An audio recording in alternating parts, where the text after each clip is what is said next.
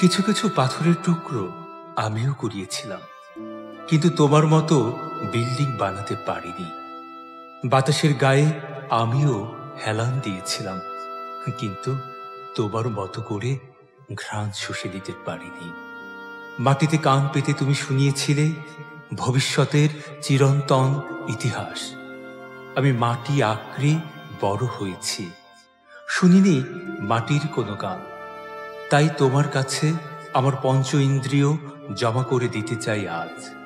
তুমি আমাকে না, আমার মর্মরকে নিয়ে সুরে বাঁধো, স্পর্শে দাও সুগন্ধ, কর্ণে দাও ধ্বনি।